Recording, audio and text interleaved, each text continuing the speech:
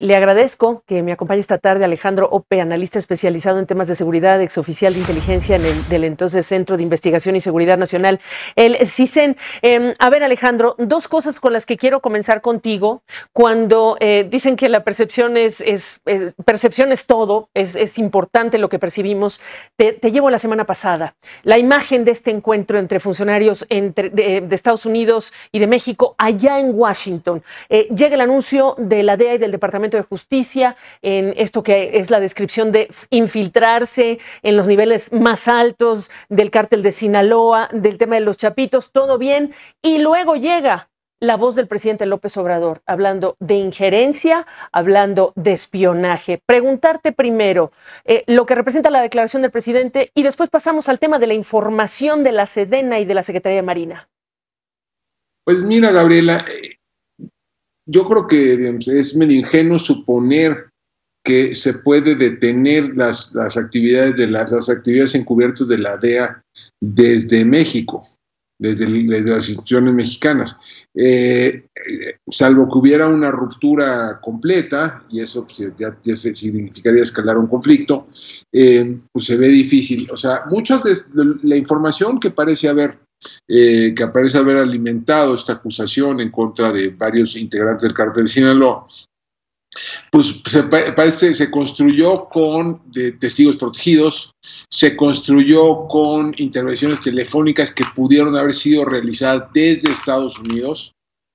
Entonces es muy difícil, yo no dudo que haya habido diversas formas de intervención, pero es muy difícil detenerla, ¿no?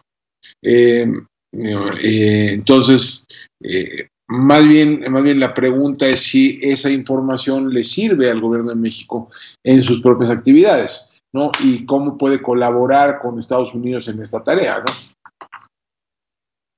Ahora, es una muestra, en tu opinión, el punto es cómo interpretamos lo que dice el presidente en relación con la colaboración. ¿Es una señal de que hay desconfianza por parte de las agencias estadounidenses hacia México? ¿El presidente reacciona como que no está enterado?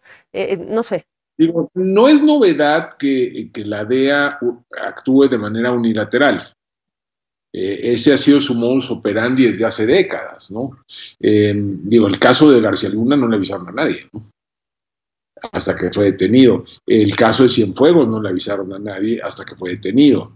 Incluso el caso del Chapo, digamos, las acusaciones en contra del Chapo, pues no compartieron esa información con México, ¿no? O sea, ayudaron a México a capturar al Chapo y luego extraditarlo.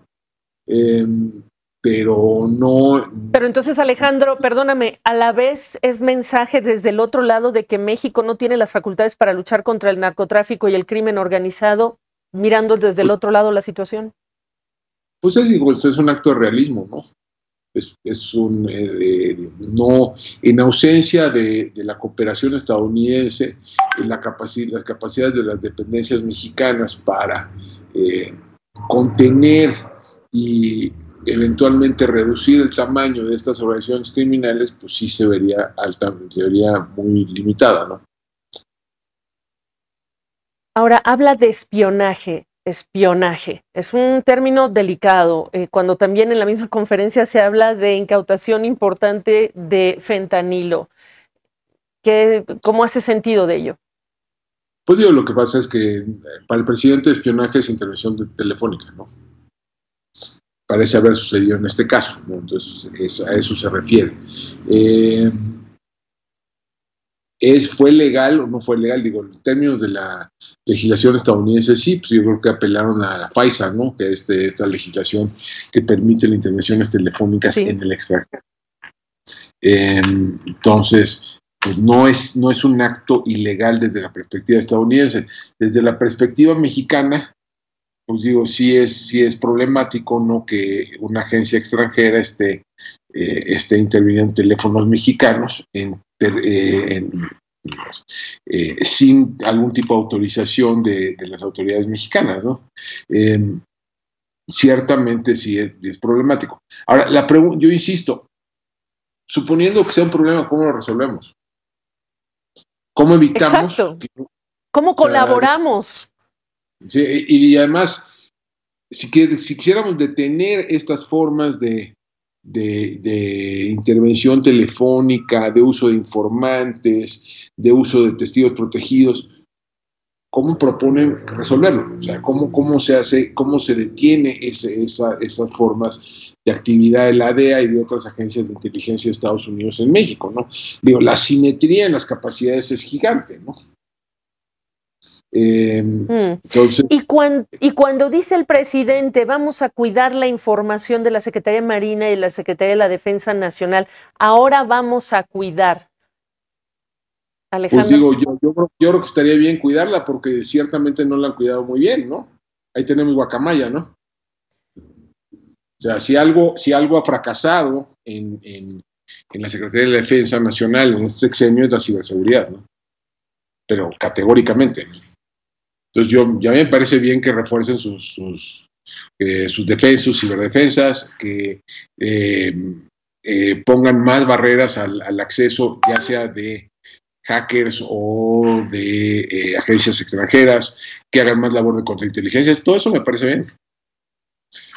Pero, digamos, ahora, habría que empezar por reconocer que Guacamaya sucedió, ¿no? Y el presidente ha sido muy renuente. Claro. Ha sido muy claro. Renuente a darle la importancia que merece ese hackeo masivo, ¿no? En términos de inteligencia, Alejandro Ope, lo que hemos visto en los últimos días, ¿sería una señal también de que los organismos de inteligencia están rebasados por no detectar actividades de agentes extranjeros en México? Pues digo, a ver, déjame ponerlo así, no estás... A ver, México tiene su aparato de inteligencia tiene, cuando mucho, un presupuesto de $2,000 millones, incluyendo a todas las agencias.